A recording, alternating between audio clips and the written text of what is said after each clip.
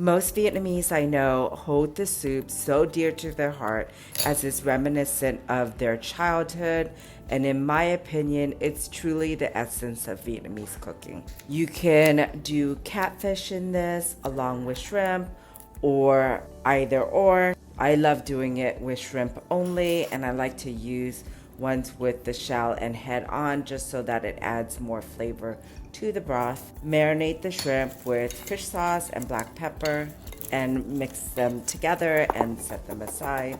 I like to add fried garlic to my soup, so chop your garlic and then you're gonna fry it until it has a nice light brown color. Make sure that when you're frying anything to always have the pot or the saucepan only less than halfway filled with oil.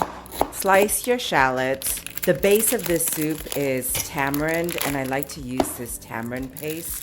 And you're gonna wanna use a 1/3 cup of this.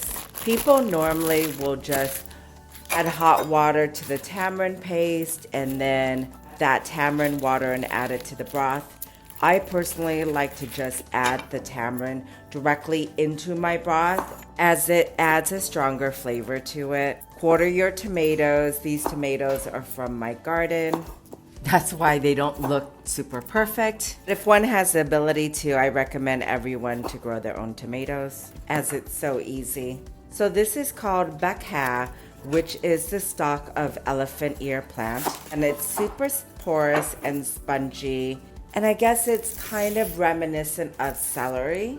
You can't really eat this raw. It has to be cooked. So peel the skin and then cut them into bite-sized pieces.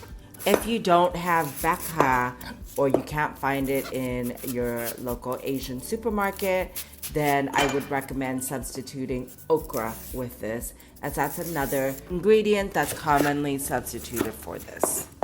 You're going to then want to cut pineapple into bite-sized pieces. I use half a pineapple, and you will need to peel it and then remove the core. And I like to remove the eyes of the pineapple. I love the balance of the sweet and sour flavor of this broth. What's interesting is my husband Peter doesn't like pineapple in any of his savory dish, so he just won't eat this, which is such a shame because it's so good.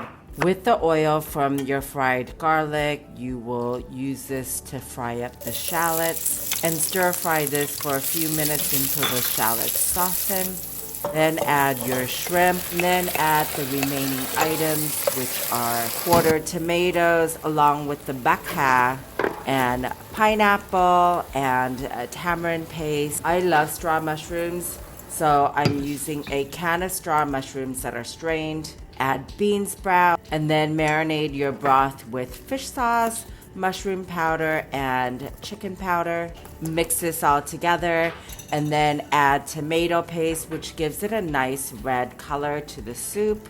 It's so great that you can now buy tomato paste in a squeezy bottle like this, only because when they had them in cans, it's so wasteful because you never really use all of it. Anytime I'm making any kind of soup, I'm always skimming the scum on top so your broth is nice and clear. To sweeten the broth, I like to use rock sugar. Bring the soup to a boil and then reduce the heat to a low and then let it simmer for 20 minutes. For your garnish, you're gonna top it with ngò om, which is also called rice paddy herb. This is what gives the soup its unique flavor. And then also chop up culantro, which is considered Mexican cilantro. And then add slices of Thai chili peppers if you like it spicy. Now, if you don't have these herbs, obviously you can use basil. Another great herb to use is Vietnamese coriander, also known as rau ram. Serve the soup with rice, which is my favorite way to eat this, or you can eat this with vermicelli noodles.